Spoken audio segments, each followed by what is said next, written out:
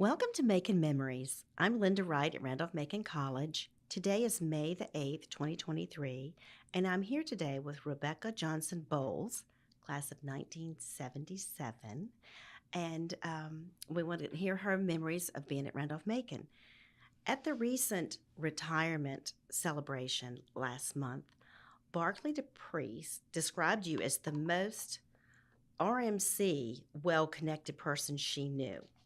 She went on to describe many various relationships you had at the college. And by way of introduction, I'm going to read what Barclay said at the retirement celebration. And this is quoting Barclay DePriest.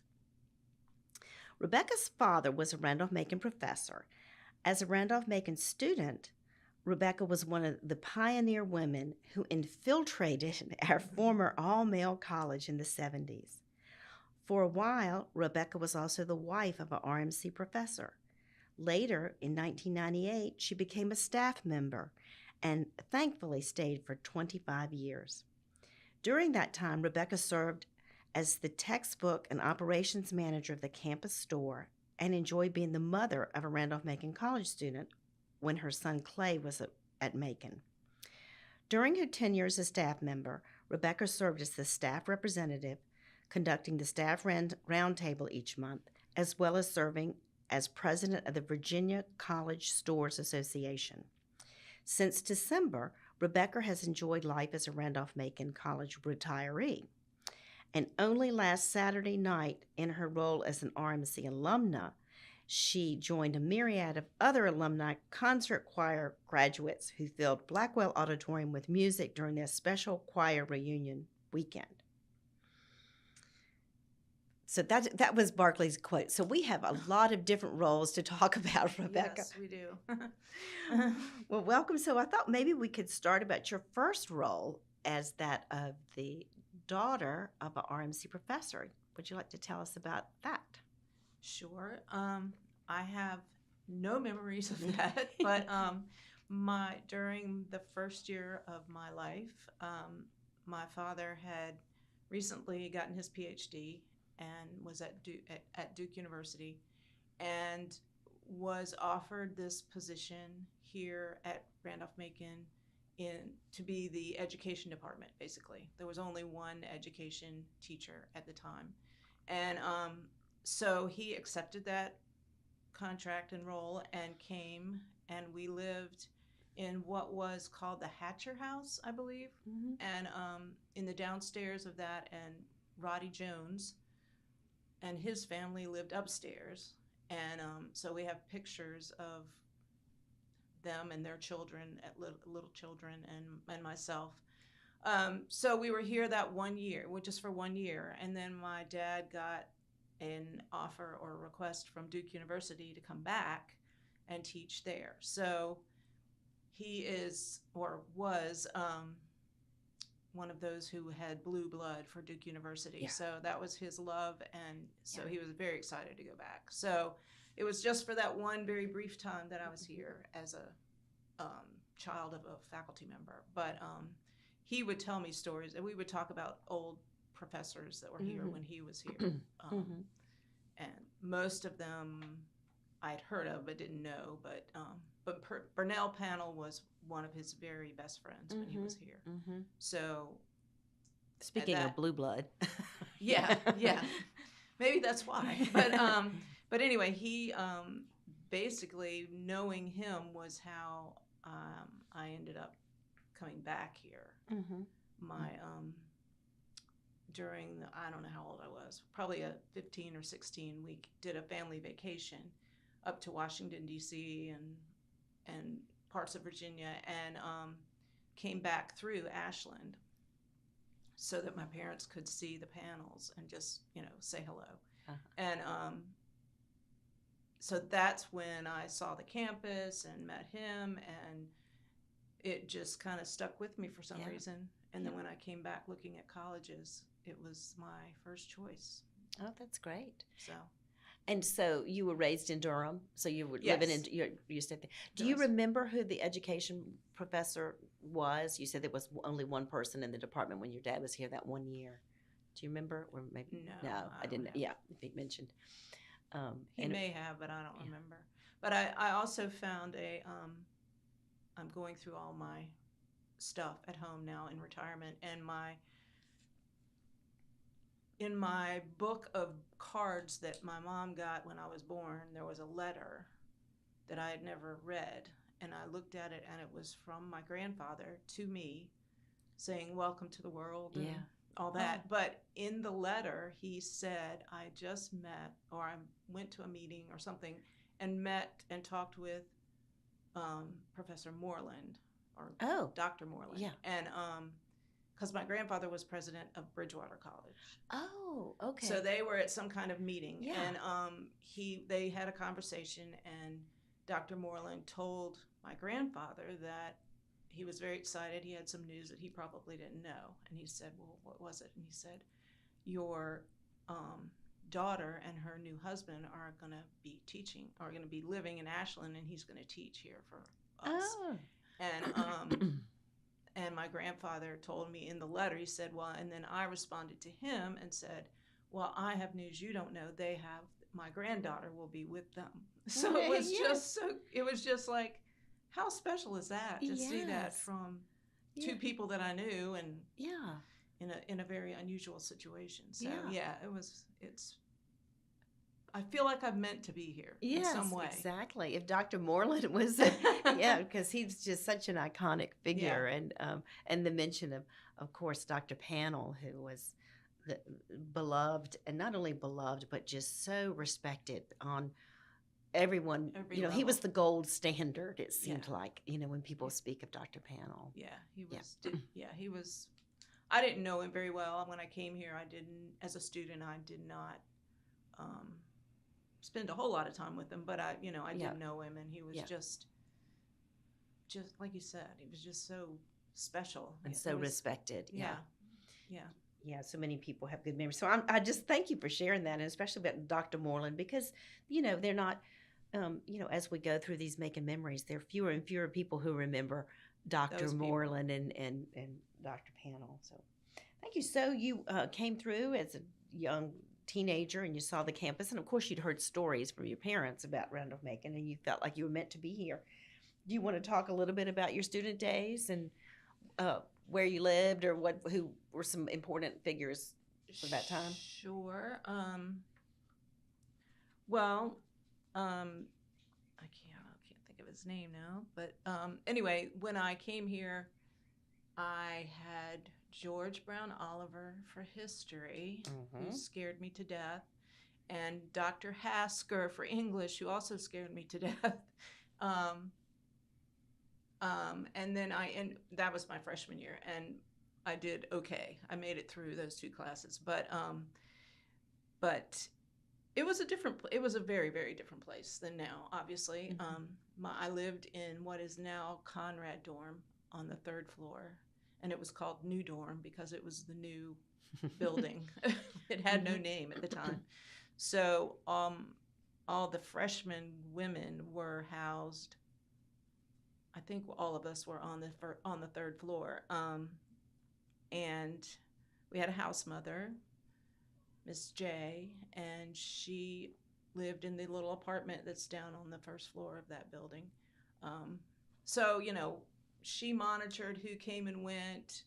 There were rules about being in the dorm by a certain hour and all that kind of thing, as in most cases at that time. But it was interesting being so few women. I don't even know how many there were at the time in that class and at the whole school. But the upper class women lived in Mary Branch, and so that kind of separated us that way. But it was.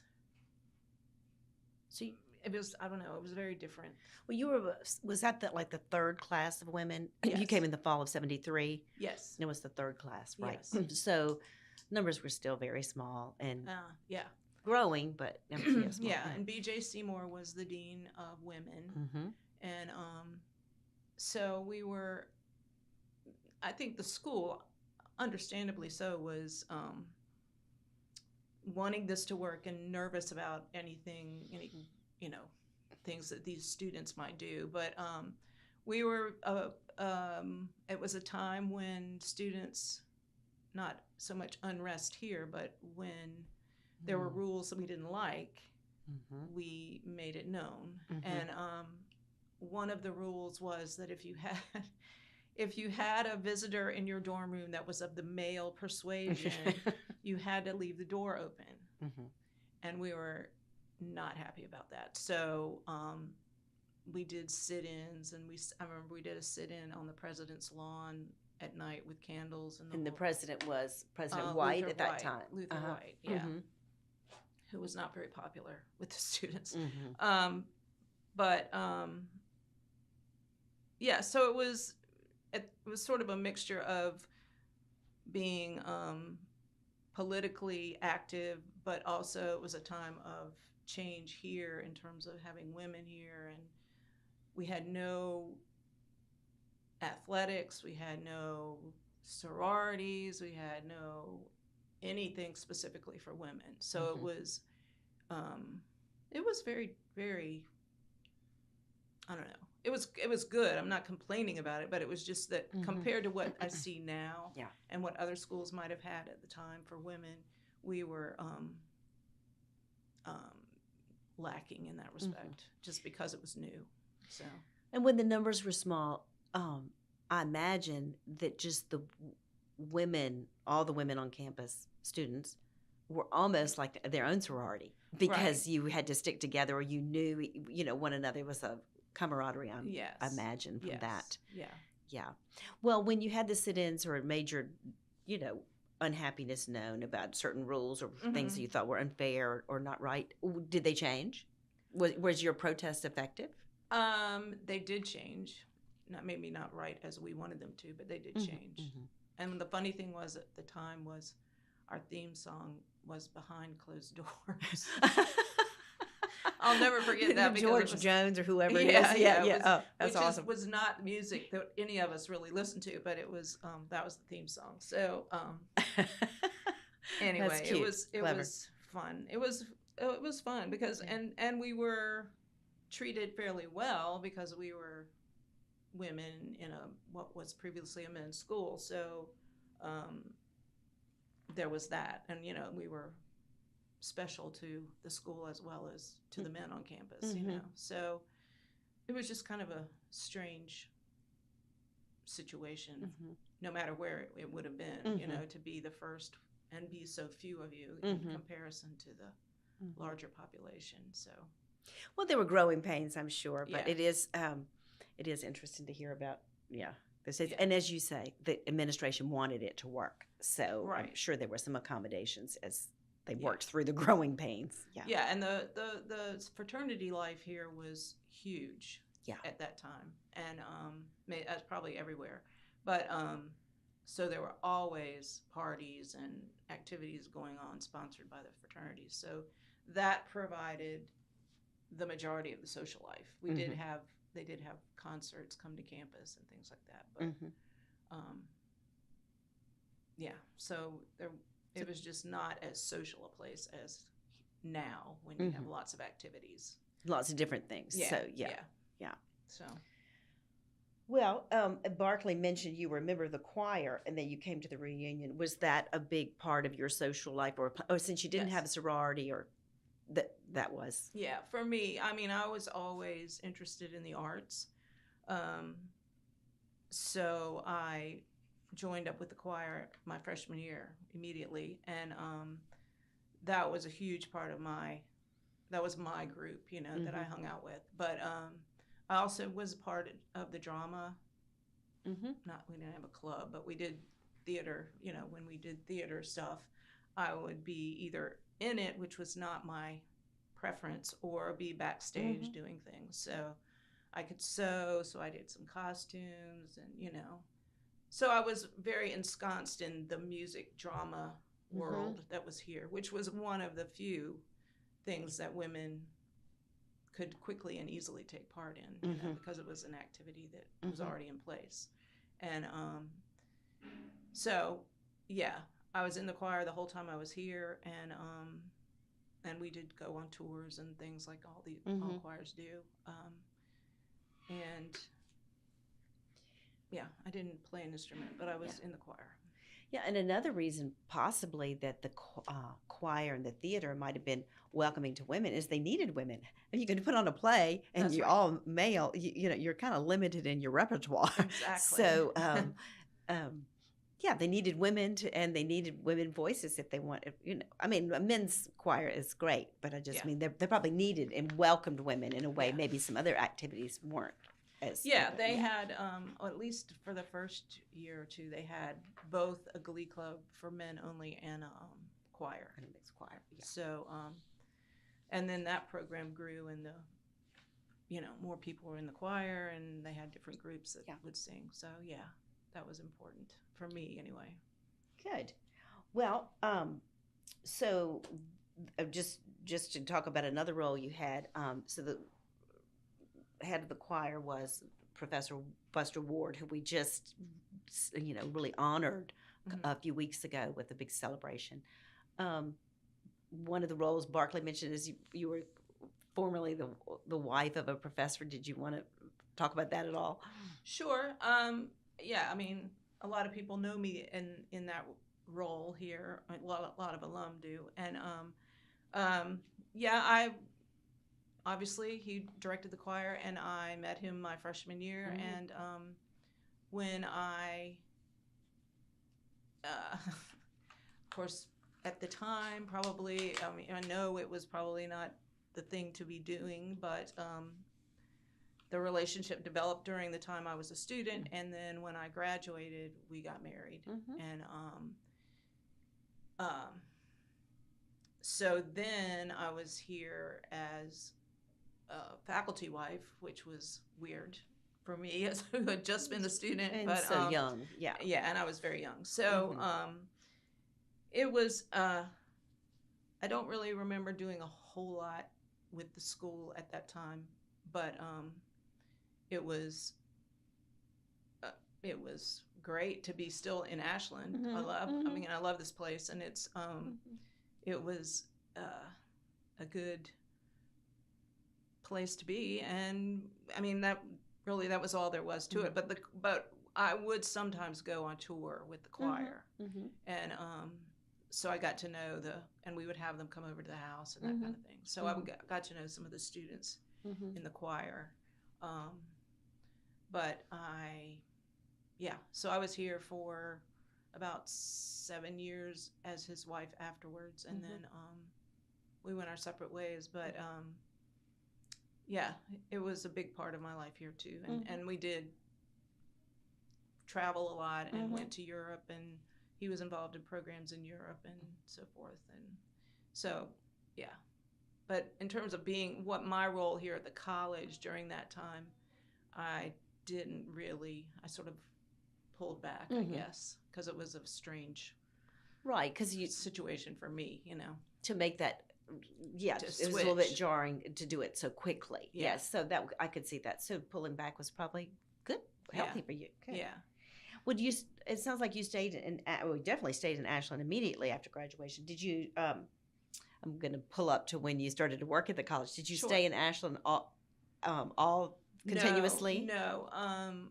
When I divorced, then I moved to the Virginia Beach area for about, I don't know, 10, no, not 10 years. Anyway, 5, 6, 7 years, something like that.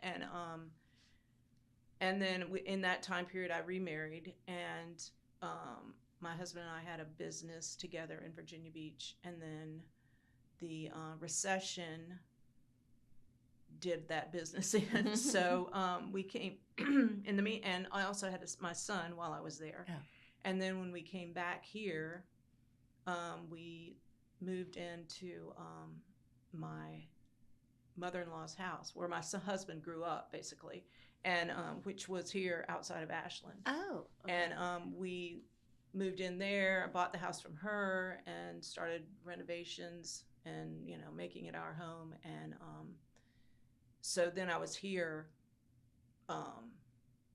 until I think I got a part-time job at the physical plant in the office in 92 or 3, and did that for a short period of time, and then to get my foot in the door was my thought, get my foot in the door here at the college.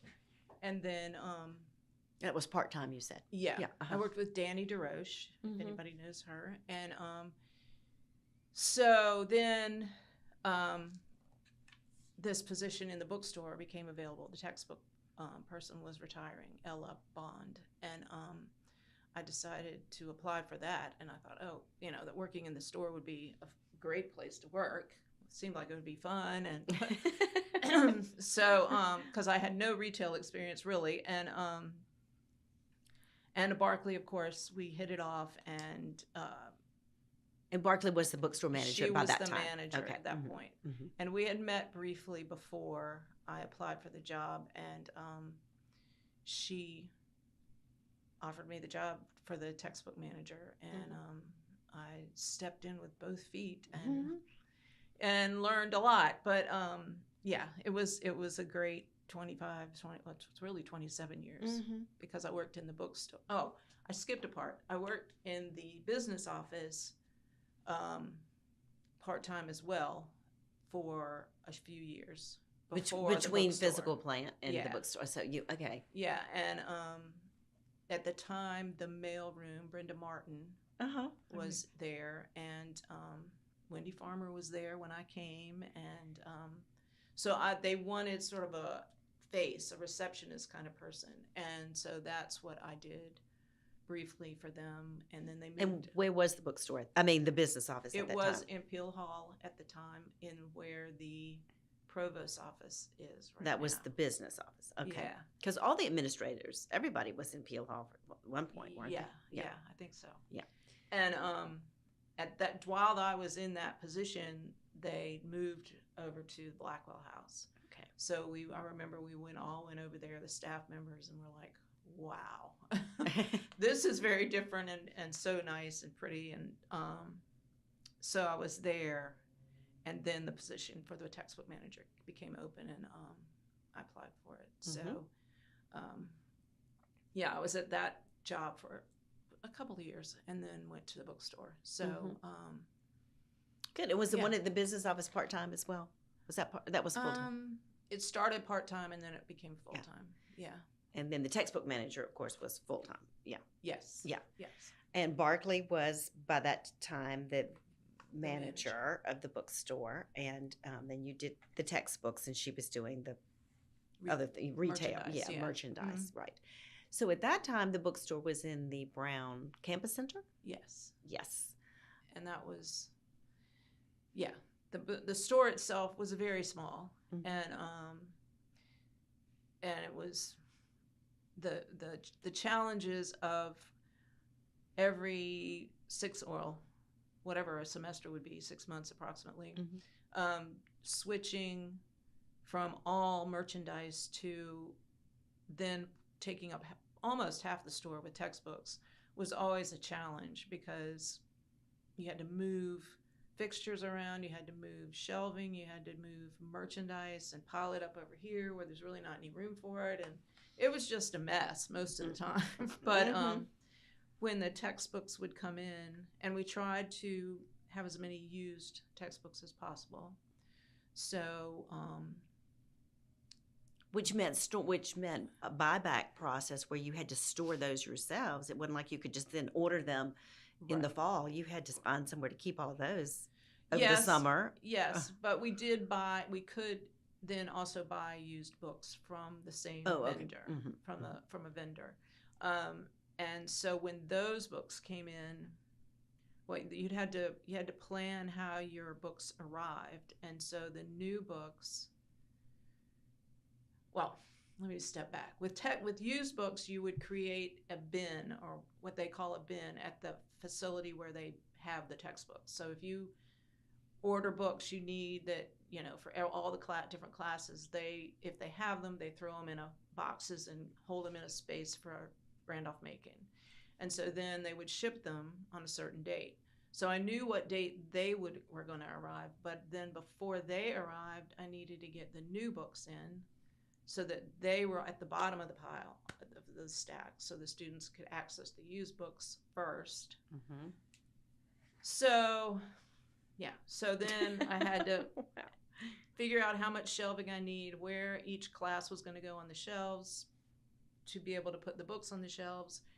And then when, of course, I had to move them a lot, change the positioning of all the different courses on the shelves. And then when the used books came in, they came in all at once. I mean, this, 30 boxes of books or whatever it was. And I think at one point it was more than that. But we'd open them all. You had to check them and make sure there was no pricing on them and handle each book. And then we would use the floor of the bookstore to sort Stack the them. books. Yeah. And so if there were customers, it was a challenge. So it was just not the best scenario and not enough room. So when this whole new building was being built, we were just over the moon about it. So we were very, very lucky to get as much space in there as we did, and have enjoyed it, because it was,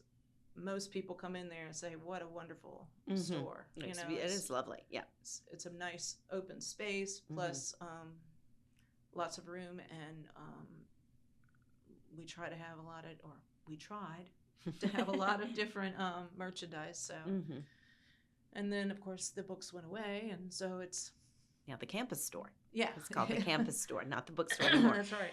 But back to the bookstore, just for anyone listening who is a current student or involved in buying books for classes right now, in 1990s and 2000s, everyone bought their books for their classes from the campus bookstore. That's where they were. There was, place.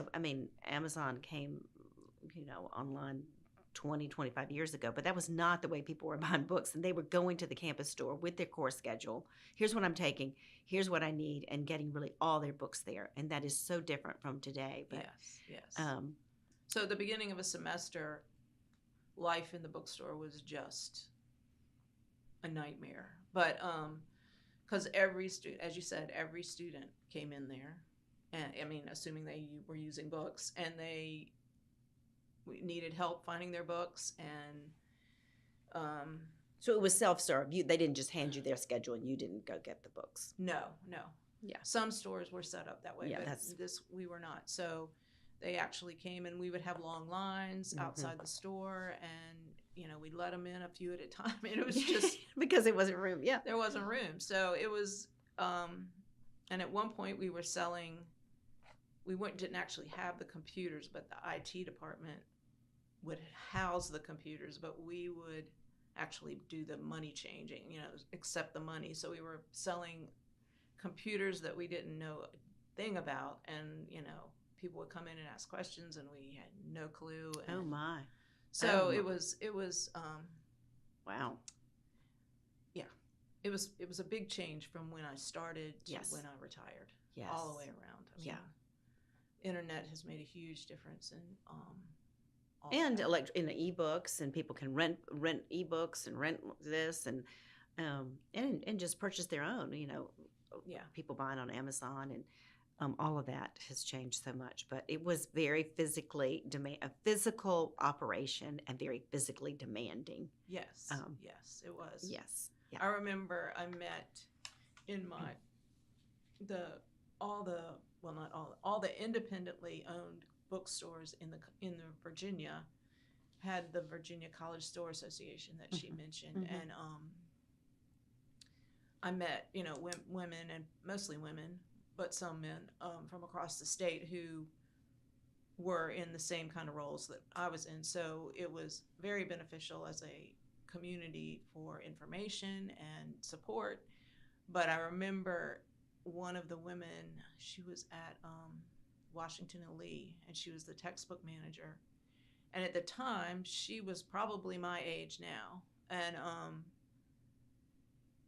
she was lifting those boxes of books and moving them around. And I was like, I am so impressed with her, and she but yes, it's one of those jobs where you don't realize how much physical, um, how much physical strength is beneficial. But because then at the end of the semester, if you don't sell the books, then you got to box them all up, ship them out, and do the buybacks at the end of the semester. I mean, it's just lots of little details and lots of bits and pieces that went on. And I'm sure this library is the same way, but people don't think about the behind the scenes part of it. They go in the books on the shelf, and that's that. But it's very cyclical. Yes, yeah, and, right. So you get, you can envision what you're going to be facing in the next month or week or 2 weeks or 6 months. So it's always trying to plan for it to all work the best that it can. And did you supervise student workers to help with all of that? At the time when we were in the old building, Barkley was pretty much, she was the one who hired them anyway. But I would, if they were helping me with the books, yes, I did supervise them and taught them what needed to be done and pricing and yeah. Because we had to physically put the price on the books too. Those guns. Yeah. Remember those? Yeah. And then peel them off before you can send them back. Exactly. Yeah. Right. Exactly. Yes. So, life in the bookstore has changed drastically. Yes. That was before every book came with an ISBN barcode on the back that you could zap and And our cash register was not computerized. It was manual. Initially. Yeah. And so Right. Well, thank you for walking us through that, because I think anyone who remembers any bookstore, 25 years ago knows that it's changed, but just talking out the different steps is really interesting to remember how things were done when it was just very manual and very, analog. Yeah, and it has changed so much. Yeah. Well, during your time as a staff member, you were the staff representative to the cabinet for a time. What were some of the issues that you dealt with in that role, or were staff issues at the college? Remember? Yeah. Can we? Yeah. So, when I was the staff rep, it was it had been recently created. So I was like, I don't remember whether I was the second or the third, probably the third person to take that on. And there were some issues that had sort of come up in the previous rep's time, but I don't remember any specifics about, a big issue that I was dealing with. But it was a good thing that the staff had fought for this kind of representation, and it was really important to everyone that we have that, and that they could air some of their grievances through this person. So it was a good thing to do, and I enjoy. I mean, I didn't know how time consuming it would be, and it ended up not being that difficult for you to work and do that too. So it was a nice thing to do. So I enjoyed it. Yeah, and it was good for this, like you said, the staff fought for having a voice in the administration, a voice to the not in the administration as much as to the administration, and for works both ways. Then you could bring that back to the staff roundtable. Here are the issues that the cabinet's concerned about, or this, that's very good, and a wonderful reflection on you to be elected to that. It's an elected position. I will add, for the record. So that's great. Can you talk about any people at Randolph-Macon who influenced you or were significant at the time you worked here? You've mentioned some, but when I worked here, or at any time, because one person that I don't know that he really influenced me, but he was just such a wonderful person, was Dr. Payne, Liddell Payne, and he was still president when I was working in the business office. And one of the things that I took on when I was in that role was doing the mail. Mhm. So I would have to go down to the mail room and accept all the mail and sort it and all that kind of stuff. So I was not always at a desk in the business office. So it was always special to hear him coming down the hall because he would whistle. Oh. And Gilbert and did it- Sullivan, no doubt. yeah, I don't even remember what it was, but he would whistle, and it was just a delight to hear because you don't expect the president to be walking down the hall whistling, but he would do it just absentmindedly. And my dad used to do the same thing, and so it was just this. I don't know. It was very special, and he was, or he is still a very special man, and I always like it when he comes back to the college. Because he always wants to come see Barkley. Al AC was my advisor. Oh, okay. Oh, yeah. What did you major in? I majored in psychology. Yeah. So, yeah. And which I've never done anything with, but it's given me lots of good knowledge Yeah. in dealing with people. So yeah. And he was a funny man. He was a very sweet man, but he was always very funny. And he taught a class called The Psychology of Humor. Oh. And I took the class, and you had to write a humorous paper, which for me was like the scariest thing I could think of. So anyway, he gave me a good grade on it, and he was also just a very good advisor and very nice, and I enjoyed knowing him. And Gordon Brock, who was music. Yeah. He I was not a student at that time, but he was here, and during the time I was married to Buster, and he's another one that's just a really sweet, good person, and he was a lot of fun. I would come over to the college some evenings after work, and the Buster would have a gathering, a small gathering of people in his department or just friends or whatever that would come and sit around and talk. And Gordon would be there, Ray Berry sometimes. I can't remember who else, but Pete Kilgore maybe if he's on campus. So it was just, and those all are people that mean a lot to me, and you were involved in the arts, and so they would have, but Gordon Brock was a very special, and he,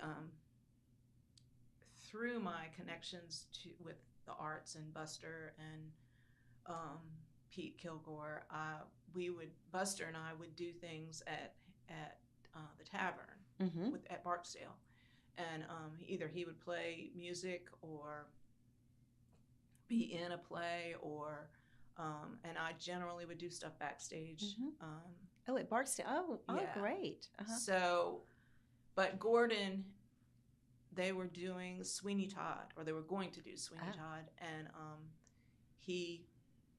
I think Buster or somebody convinced him to try out because Gordon had never done theater like that, and he got the part, and so then through working with him at Barksdale, I got to know him better, and really enjoyed him as a person. He was a great guy. And a funny story about him, which has nothing to do with Randolph-Macon, but funny story was he was, we were in the dressing room, and he was getting ready to go on stage at a rehearsal, not one of the performances. And he wore glasses, little wire rim glasses. But for the play, he was wearing contacts, and he had never worn contacts before. So he was getting used to them. And I wore contacts. So anyway, I was helping him with something, and he put the contact in, and he couldn't get it out. He couldn't get it out. It had rolled back in his eye somewhere. And he was beside himself. I said, Gordon, let me try. So here we were fooling with his eyeball and getting the contact out of his eye, the back of his eye, and he was just, eventually he calmed down and he was laughing about it, but he was just a really sweet fellow. And Had he been a professor of yours when you were here? no, he came after Okay. I was a Okay. student. So How about Kilgore? Had he been a professor of yours? he was a professor. He did all the drama Yeah. that we had, and Pete was Pete. He was great, but and Muriel. Well, I don't think Muriel Macaulay did any directing, but they were all involved when he would do stuff over here. Mm-hmm. And Pete was a great, wonderful man too. And one of the plays that we did that I was actually on stage was "Stop the World, I Want to Get Off," Mm-hmm. and I think I gave you the program to that. But Great. but anyway, that was a musical and was a lot of fun. But generally, I was not on stage. Yeah. Didn't enjoy being on stage. But yeah, Pete Kilgore was another one, and he was also through Hanover, through Barksdale as well. Mm-hmm. But let's see.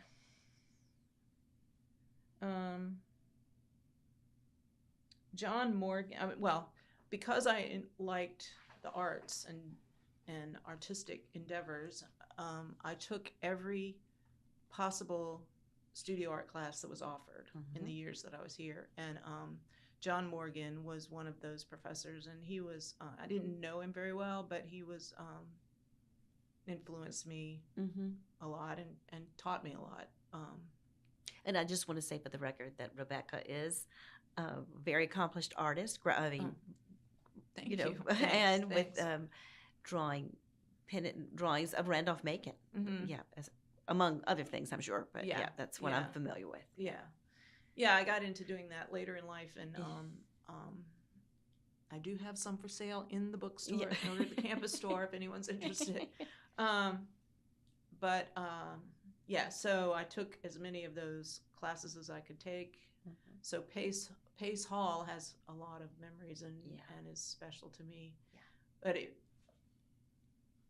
in its pre-renovation stage, it was, in my mind, Pace Hall didn't look like that at all. So it's I mean, it's wonderful, but it's just that when I was here, that was not what it looked like. So On the inside, you mean? yeah.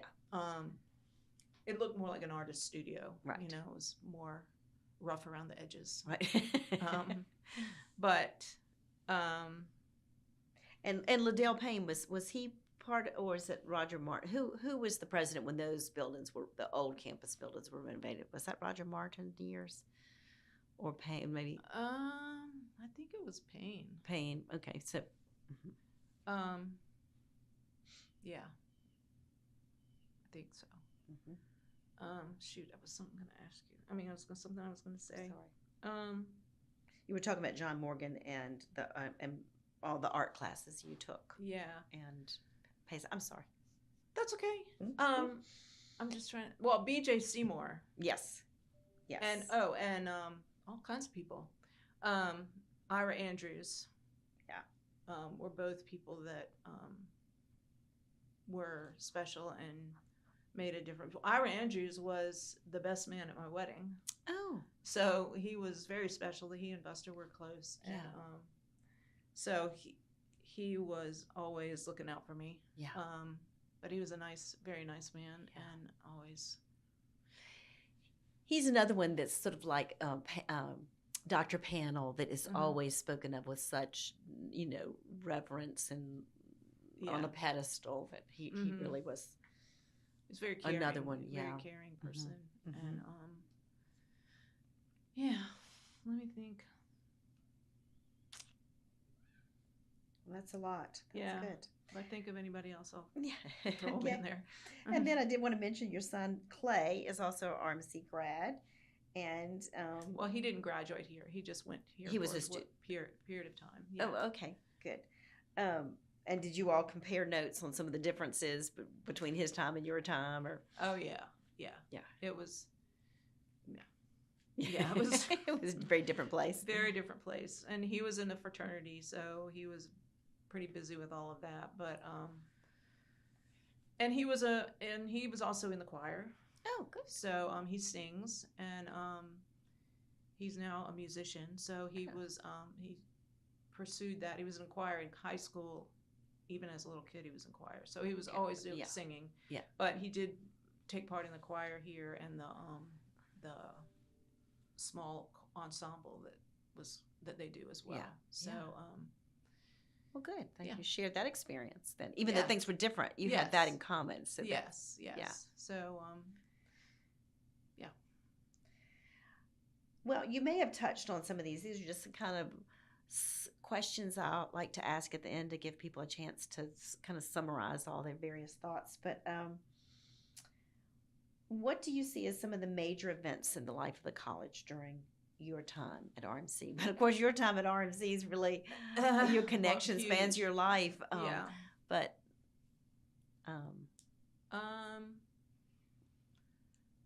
well, obviously, I mean, it was predated me by 3 years, but bringing women here Mm-hmm. made a huge, yes, probably saved the college. Yeah. Probably. Mm-hmm. And I think that in the last, since I don't know, in the last, I don't know, 10, 15 years, when all the growth that we've had here and the buildings and the campus and yes, yes, gonna make a difference. Yeah. If it hasn't already, but I think that would be the main things I can think of. The campus is so different even from when I came, 17 years ago. Yes. What do you think were or are some of the what were some of the biggest challenges you faced when you were at Randolph-Macon, or facing the college, if you want to make it more broad?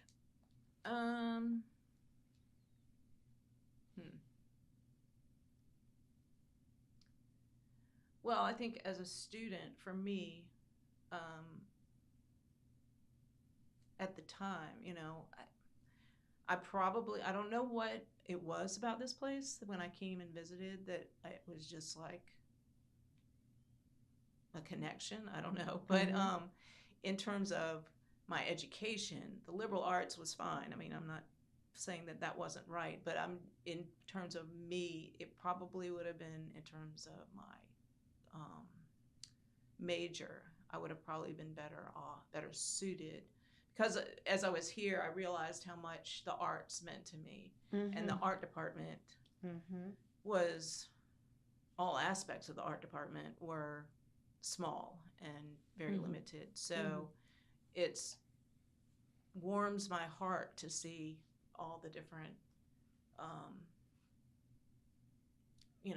programs that are here now that students can take part in and enjoy and learn from. So I'm glad, excuse me, I'm really, really glad that all of that is still here and in some respects growing. So that would have been I mean, it may have been a mistake for me to choose here, but I'm glad I did in terms of my major. But I am glad to see that that those programs have grown and been created and taken them on, like the show choir and the orchestra and everything, and the whole improvement of Blackwell. I mean, it's just That's so great. And I know the studio art department is a small place and small program, and but it's an important one. So it is. I hope we can see those continue to grow. Yeah. Yes. So what were some of the most satisfying experiences you had? Those were the challenges, maybe, but what were some of the most satisfying?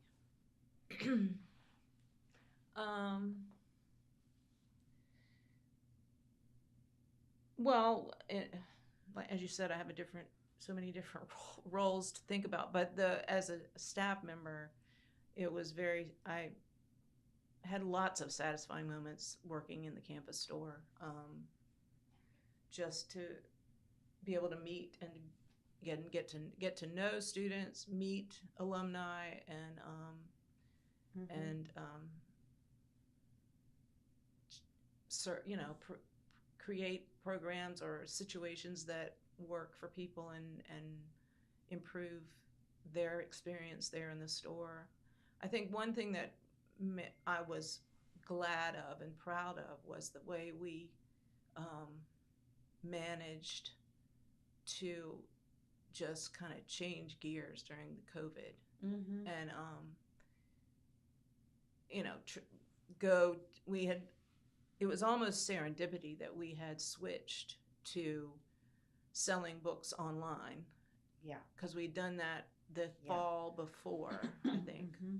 And That was it good. was, yeah, if we were still having to sell the books in the store and have students come in there, that would have just opened up a whole another can of worms with COVID problems. So we were very lucky to have made that decision ahead of time Mm-hmm. and then be able to figure out ways to carry on and continue to sell products and we did the curbside thing and more we drove all of our business to the website and we just made concerted efforts to make it work while we were shut down and it was good the way we all worked together and made that happen and so I was glad when faced with a challenge that we were able to overcome it. So That's that was- wonderful. And you laid the groundwork, but you were really able to yeah come together as a team. And, yeah so we were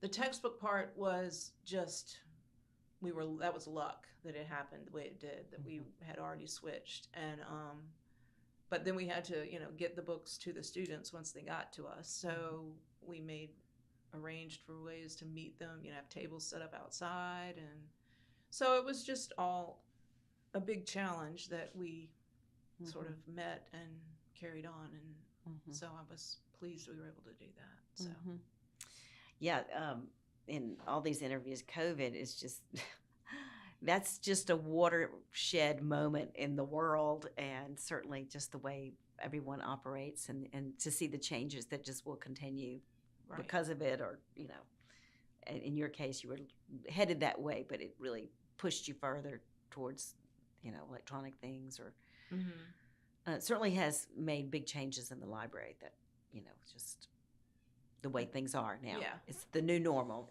And some of it is not the way we might want it to be, but that's just the way it is. So. Right. Well, now that you've taken on your new role at Randolph-Macon, that of retiree, what are your plans?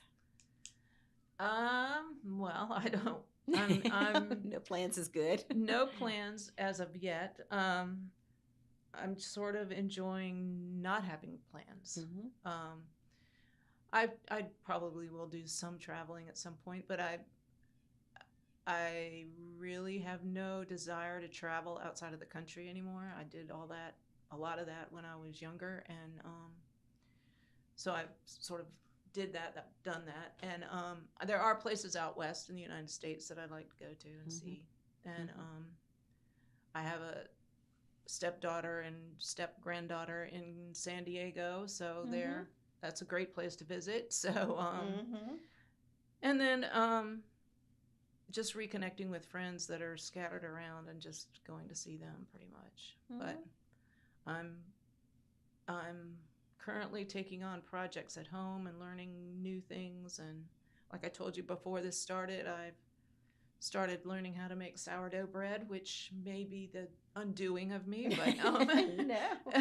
I'm gonna keep going. But it's nice not to have to have a plan, right, and just kind of get up and do what you want to do. Yeah, just roll with it. Yeah, it's great. It's at first it's kind of scary, but I think that the way it worked out in my position where I needed to come back part-time for a short period to help with the transition, in a way that helped me too, to Mhm. help me to say, okay, I did part-time, I've done it, I've helped them, they're good, and I'm ready to not be here anymore. Mhm. So Mhm. it was all in all, it worked out very well. So yeah, but Good. I'm here, and have no plans to move from this area. Yeah. So Yeah. I'm looking forward to going to plays and hearing choirs and football and all of that stuff. So Yeah. Just do the fun things and exactly, right. Yeah, that's exactly. great. I really enjoyed the weekend, the choir reunion weekend, and then I went to see Shakespeare the other day, and so I'm enjoying the fruits of the other people's labors here. So yeah, that's great. That's wonderful. Well, in closing, are there any other memories or stories about Randolph-Macon that you'd like to share? I don't think so. I'm good. Yeah. Well, Rebecca Bowles, thank you so much for coming and sharing your memories with Macon Memories today. Thank you. I enjoyed it.